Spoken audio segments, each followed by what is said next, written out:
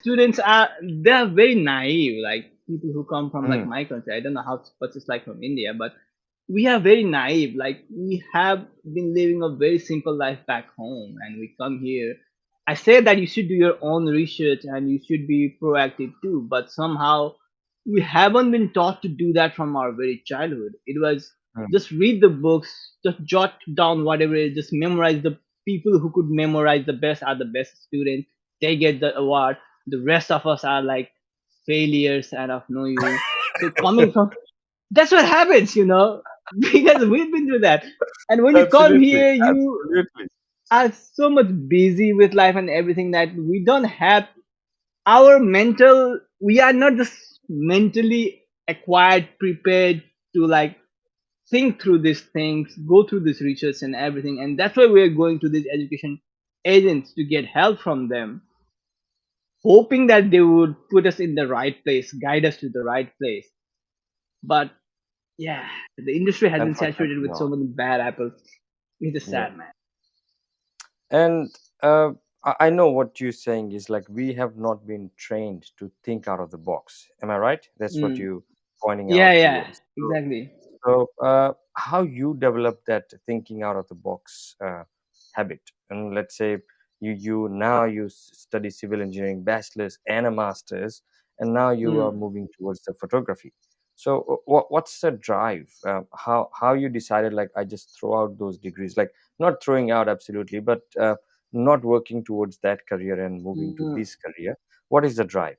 It's been a tough journey, man. Like, it took me almost 2 years to do this because I have only registered my business like past few months ago, and have been doing this, like trying to do this not full time, but trying to give all of my energy towards this instead of like thinking, because and a year ago, let's say from now, I was still in confusion. Like, am I really going to give up on all of this degree and education and money I've spent so far to do this?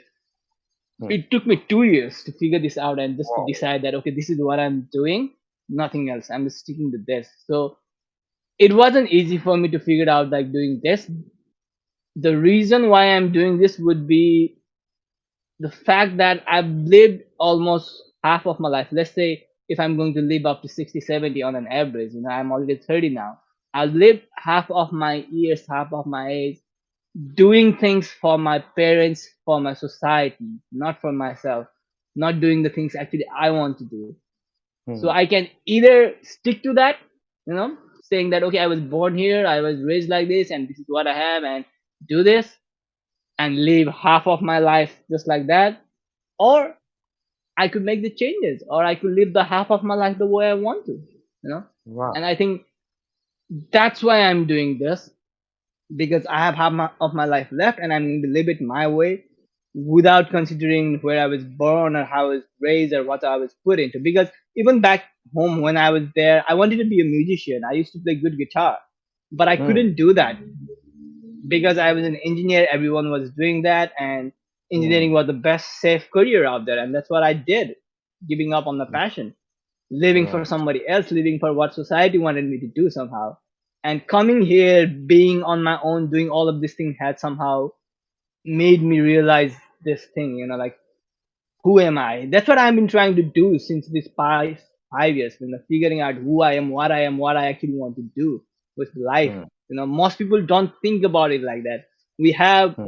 a series of things we have been building through our generations: study, get good grades, get a job, get married, have kids, live a happy life, or whatever life.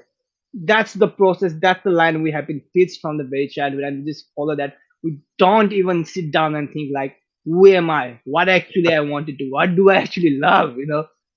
You should Right. do that. That's what I feel. Again, it's not for everybody. Maybe not. Maybe if you're happy doing just following those rules, good for you, man. More power to you. But for someone like me, I'm just not that. From the very childhood, I have been like experimenting with life, exploring things, very open minded, and that's something that I tell me to, I think, make this decision. Again, it wasn't an easy decision. I didn't Hmm. talk to my father for almost 6 months because of And this. that question is coming, like how was the family reaction when you started changing a Yeah. career and moving to My dad, photography? it's so disappointed in me. He was Now we are having kind of good chat. We are having good talk.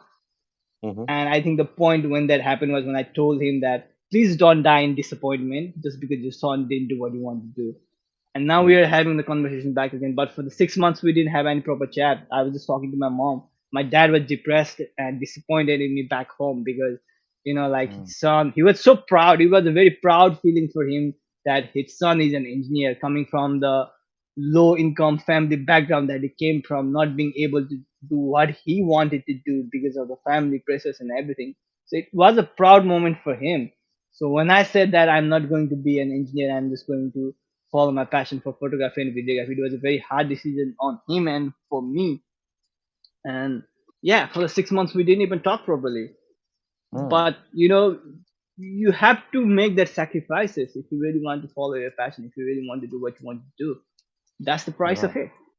But Yep. it's It also the is. fact that I understand their viewpoint. It's not that they don't support my passion or they don't love me or they don't love what I'm doing. It's just that they're worried that I'm just going to die homeless. They just don't Yep. want that Yep. happening to me. Yep. Yep. Our parents think about covering the safety first kind of attitude. First go Exactly. for safety. Get your living done and all that, and then you just do whatever you want to do. But then the life is finished. You can't do much. So yes, kudos Yeah. to you for the And I brave exactly step get you that have taken. viewpoint. Yeah. The thing Yep. is, I think the thing why they do that is because their life has been spent thinking about how to survive, how to meet the Exactly. basic needs. We Yep. already had all of that. That's why Yep. I'm able to think beyond that about what do I want to do, what my passion is, and everything. They didn't have the time to think about all of that. They just had to think about Mm. how to survive, how to get by.